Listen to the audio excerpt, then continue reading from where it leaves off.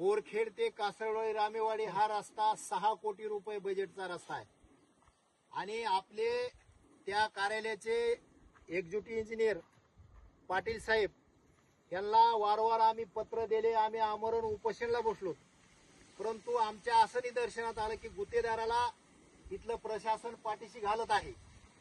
म्हणजे एवढ्या जनतेचा पैसा जर 6 कोटी रुपयामध्ये 1 कोटी मध्ये काम होत असेल आणि 5-5 कोटी रुपये हे जनतेचे जर गुत्तेदार खात असतील तर मला वाटतं हे खूप महाराष्ट्राला काळिंबा फासण्यासारखी गोष्ट आहे. म्हणून आज एक मिनिट, आज आपण बोरखेड ते कासरवाडी रामेवाडी हा जो मधला एक 4-5 किलोमीटरचा जो रस्ता आहे त्या रस्त्यावरती आपण आज उभे आहोत. तर या रस्त्यावरती ते रस्ता एके वर्षात बनवल्यापासून एके वर्षात खराब झाला, त्यामुळे ह्या दोन्ही गावचे लोक प्रचंड संतप्त झाले आहेत. आणि आपण बघत आहात की या ठिकाणी एकच वर्षामध्ये त्या रस्त्यावरती कसे एक अर्धा ते 1 फुटाचा हा खड्डा दिसतोय. हा खड्डा इथं एकमेव नाहीये, ह्या जेवढा रस्ता आहे तिथपर्यंत हे खड्डे सगळे असे दिसून येतात. हा रस्ता कुठंच व्यवस्थित नाहीये, त्यामुळे इथले लोक प्रचंड संतप्त झाले आहेत. आज थेट ह्या रस्त्यावर उतरून ह्या रस्त्याचा पंचनामा या ठिकाणचे लोक करत आहेत.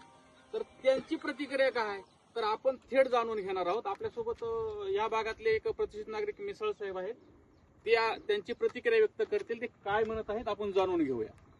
बोला मिसळ साहेब, काय म्हणतात? या ठिकाणी जो आज हे रस्ता जे आपण बघत आहात, खऱ्या अर्थानं आम्ही इथले प्रत्येक ह्या पंचकर्षी मधले 4-5 गावातले नागरिक आम्ही वारंवार या प्रशासनाला लेखी आम्ही निवेदन दिले, ग्रामपंचायतचे ठराव दिले की काम पूर्णपणे हे बोगस होत आहे. सदरील गुत्तेदार JK कंस्ट्रक्शन मार्फत हे काम झालेलं आहे. सदरील गुत्तेदार हे पूर्ण बोगस काम करत आहे. तरी त्याने आम्हाला थातूर मातूर उत्तर देऊन हे रस्ता त्याने MB रेकॉर्ड प्रमाणे किंवा एस्टिमेट प्रमाणे पूर्ण केलेला नाही, पूर्ण रस्ता बोगस केलेला आहे. आणि ह्या रस्त्याची आता चौकशी जर नाही झाली तर आम्ही ह्या परिसरामध्ये पूर्ण सरपंच असतील, उपसरपंच असतील, ज्येष्ठ नागरिक असतील, वेगवेगळे सामाजिक संघटनेतले लोक असतील, आम्ही यापुढे तीव्र आंदोलन केल्याशिवाय थांबणार नाहीत. आणि शासनाचं लक्ष वेधण्यासाठी आम्ही या जिल्ह्याच्या मंत्री आदरणीय पंकजाताई मुंडे साहेब यांना सुद्धा काल आम्ही निवेदन दिलेलं आहे.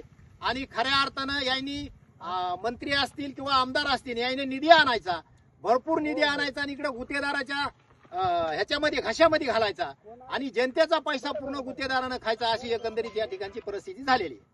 अच्छा, तर आपण हे पाहत आहोत की आता नुकतंच 4 दिवसापूर्वी बोरखेड कवडगाव हे आंदोलन झालं होतं. त्या ठिकाणचा होणारा रस्ता सुद्धा अत्यंत बोगस होता. त्याही ठिकाणी या भागातील लोकांनी आंदोलन केले आणि त्या ठिकाणी त्या अभियंत्याला बोलून ते निदर्शनास आणून दिले की हा रस्ता खराब होत आहे. तो रस्ता खराब झाल्याचं दाखवले असतानाच आता ह्या रस्त्यात सुद्धा मुद्दा उपस्थित झालेला आहे. 1 वर्षात झालेला रस्ता पूर्णपणे उपयोग झालेला आहे. तर आपल्यासोबत या भागातले दुसरे एक ज्येष्ठ प्रतिष्ठित नागरिक आमच्या घरचं वैजनाथ भाई आपल्या सोबत आहेत. ते याबद्दल ते प्रतिक्रिया व्यक्त करतील. तर वैजनाथ भाई, काय प्रतिक्रिया आहे आपली या संदर्भात? बोरखेड ते कासरवाडी हा रस्ता झालेला आहे नवीन. पुढे या रस्त्याची दळणवळणाची साधण्यात आम्हाला ग्रामीण बँक, महाराष्ट्र ग्रामीण बँक ही पवनेरला आहे. तर मग हा रस्ता अत्यंत आवश्यक आहे की प्राथमिक आरोग्य केंद्र हे सुद्धा पवनेरला आहे. आम्हाला दवाखान्याचे काम असतील किंवा बँकेचे कामं असतील याच्यासाठी इकडे जावं लागते पवनेर या गावी. पण आता तो रस्ताच कासरवाडी रस्ताच हा नादुरुस्त असल्यामुळे लोकांची हेळसाळ होती, मोटरसायकली स्लिप होत्यात, जाण्या येण्यासाठी लोकांना त्रास होतोय, आरोग्य केंद्राला जायला त्रास आहे. माझं एवढं म्हणणं आहे की प्रशासनाने याकडे दुर्लक्ष का करायचं? शासनाने तो पैसा दिलेलाच आहेच, पण या पैशाचा योग्य तो वापर व्हायला पाहिजे. कारण की हा सर्वसामान्याच्या जनतेतल्या खिशातला पैसा आहे, हा सर्वांच्या कामाला यायला पाहिजे. तर या ठिकाणी या भागातले दुसरे ज्येष्ठ नागरिक आहेत प्रभाकर तात्या पौळ. तात्या, या रस्त्याचं 1 वर्षभरापूर्वीच काम झालं, आज ही अवस्था आहे 1 वर्षामध्ये. गुत्तेदारांनी केलेलं हे निकृष्ट काम, असं वाटत नाही की महाराष्ट्र बदनाम होत चाललंय? काय मुलींची आदरणीय ताई साहेब असतील, या भागाचे लोकप्रिय आमदार धनंजय मुंडे साहेब असतील, यांनी गोदाकाठचे रस्ते परिपक्व आणि सक्षम व्हावं, वाहतूक दळणवळणासाठी या गोदाकाठच्या लोकांना ज्या अडचणी त्या अडचणी दूर करण्यासाठी निधी आणला. महाराष्ट्र शासनाची परिस्थिती अशी असताना की आपल्या भागाचं नेतृत्व सक्षमपणानं आपल्या भागात निधी आणतो आणि निधी आणून गोदाकाठचे रस्ते परिपक्वता व्हावा, लोकांना याची दळणवळणाची सोय चांगली व्हावा याकरता निधी आणून दिला.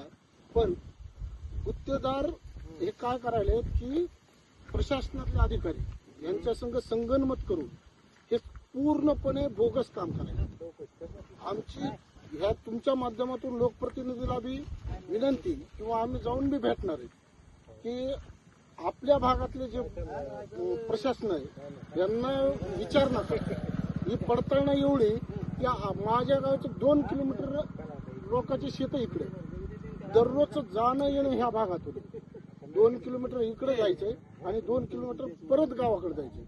ह्याच्यात तुम्ही आता बघायला कुठं रस्ता आणि कुठं खाता आहे हेच कळत नाही.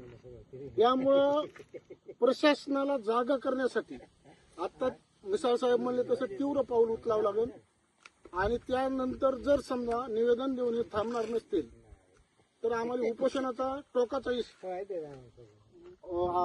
घ्यावा लागेल, इशारा देऊन पवित्रा घ्यावा लागेल. आणि वारंवार आमची जी घुसमट होईल. शिरसाळ्याकडे जाणारा रस्ता तुम्ही बघितलाय, शिरसाळ्याला जाता येत नाही. इकडून जर सोनपेठला जायचं असेल तर सोनपेठला जाता येत नाही. आमचं उपकेंद्र पवनेर जे की आरोग्य विभागासाठी, तर तुम्हाला सांगतो पवनेरला जाण्यासारखी परिस्थिती आहे. रात्री अपरात्री एखाद्याला सर्पदर्शन झालं आणि अर्ध्या तासात जर सिरसाळा किंवा परळी गाठायचं असेल तर ह्या रस्त्याने शक्य आहे. त्यामुळं माणसाची मृत्यू होईल. पावसाळ्यात काय परिस्थिती? पावसात ह्याच्यात पूर्ण पाणी भरलेलं असतं. मोटरसायकलवाले कुठं पडतात त्याचा नियमच नाही. खड्डाच दिसत नाही ना, ही परिस्थिती आहे. आणि आता सगळे आता किती आपण म्हणलो सुधारणा झाली तरी खेड्यातल्या मजुरी शेतकरी शेतमजूर आहेत. 8-10 दिवस जॅकेट डिलिव्हरीचा प्लॅन असते, जाऊन शहरात राहू शकत नाही. वेळेच्या अभावी आणि कामाची कमतरता आहे लोकांकडे. लोक ज्यावेळेस अशी परिस्थिती येते तर त्यावेळेस तुम्ही बघतात की हे माणूस आपण ते पेशंट घेऊन कसं जाणार.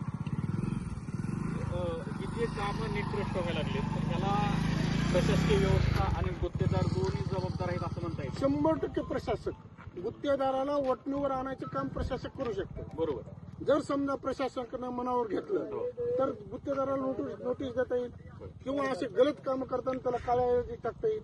पण प्रशासक म्हणून तो काही करायला तयार नाही. प्रशासक गुत्तेदाराच्या खाली तुम्हाला सांगतो दबून बसले. आर्थिक व्यवहार मोठ्या प्रमाणात घेऊन ग्रामीण भागातल्या जनतेचं काडीमोल जीवन आहे त्यांचं. ह्या पद्धतीनं त्या मगरुरी भाषा झाली प्रशासकाची. पाटील साहेबाला आमच्या मिसाळ साहेबानं कमीत महिन्यात 2 ते 10 वेळेस फोन असेल. बरोबर आहे मिसाळ साहेब? पण त्या माणसाला निगरगट्ट माणूस आहे. खड्डे बुजायला सुद्धा तयार नाही. यांना विनंती करून मी मिसाळ साहेबाला म्हणलं विनंती करू नका, आपलं काम विनंती करायचं नाही, त्याच्या दारात जाऊन बसणं हा एकमेव मार्ग आहे आपल्याकडे लोकशाही मतांचा. ग्रामीण भागातील रस्ते हे प्रशासकीय अधिकारी आणि गुत्तेदारांसाठी कुरण झालेत 100% प्रकारे असं म्हणता येईल. 100% की निधी कितीचा येऊ, लोकप्रतिनिधी निधींची भरपूर तरतूद करतात, परंतु गुत्तेदार आणि प्रशासकीय अधिकारी संगनमताने हे रस्ते बोगस करून तो निधी लाटण्याचा प्रयत्न करतात. आता तुम्ही म्हणलात की 6 कोटीचं ह्याला काहीतरी बजेट होतं. 6 कोटी बजेट असताना हे रस्ता जर बघितलं तर असं वाटतं की 1-1.5 कोटी मध्ये हे चुका पालिश करून 5-50 लाखाचं ह्याची जी परिस्थिती आहे फक्त खडीकरण केलंय आणि डांबरीकरणाची काय परिस्थिती आहे भाई तुम्हाला माहिती. ह्याच्यात डांबरच कुठे आहे? काहीच नाही. आहे ही परिस्थिती आहे. म्हणजे नफाच नफा, गुत्तेदाराला नफाच नफा. तर हे आपण या ठिकाणी परिस्थिती पाहिली की ह्या रस्त्याची अत्यंत दुरावस्था झालेली आहे. या भागातले नागरिक प्रचंड आक्रमक झाले. जर गुत्तेदारांनी प्रशासकीय अधिकाऱ्यांनी दखल घेतली नाही कोणत्या रस्त्याची, जे बोरखेड आणि रामेवाडी कासरवाडीच्या मधला जो 4-5 किलोमीटरचा रस्ता आहे त्याची जर दखल घेतली नाही तर येत्या 8 दिवसामध्ये ह्या रस्त्यावर आंदोलन छेडल्या जाणार आहे असा सर्व ग्रामस्थांनी इशारा दिलेला आहे.